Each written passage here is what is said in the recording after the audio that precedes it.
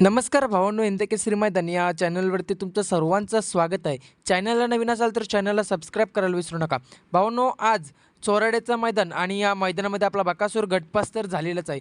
परंतु तुम्ही गटाला एक नोटीस केलं असेल तर बकासूरला जो ड्रायव्हर होता, तो ड्रायव्हर बकासूरला खूप ओढत होता. याचं कारण काय तेच तुम्हाला सांगणार आहे. खरं तर आज ड्रायव्हरचं कौतुक केलं पाहिजे. कारण भावांनो असं आहे की बकासूरची गाडी फॉल होत होती. बकासूरची गाडी फॉल होणार होती.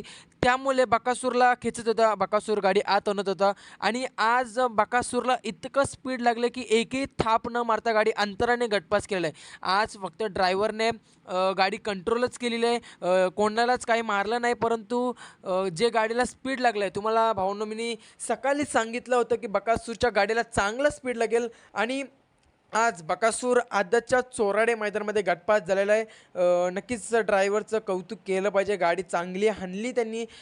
गाडी फॉल होता होता त्यांनी वाचवली. हे खूप मोठं काम आहे भावांनो.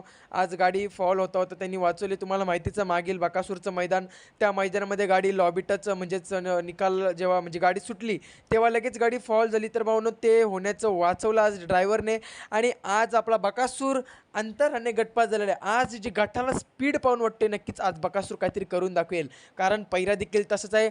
माळशिरस हिंदकेसरी मैदानामध्ये त्या दिग्गजने कडेने पळून एक नंबर केला होता, परंतु नशिबाने साथ नाही दिली. गाडी फॉल झाली होती त्याची. तर भावांनो आज बकासूर चांगला पळाला.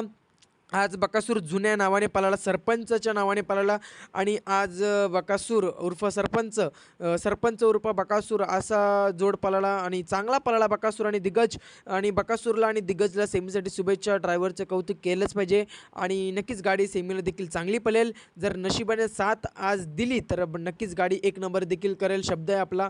चांगली पळाली आज गटाला जे स्पीड लावून वाटतोय आज नक्कीच बकासूर काहीतरी करेल. बकासूरला आणि दिग्गजला सेमीसाठी शुभेच्छा. चॅनलला नवीन असाल तर सबस्क्राईब करा. व्हिडिओ अशाच पुढच्या व्हिडिओमध्ये. धन्यवाद भावांनो.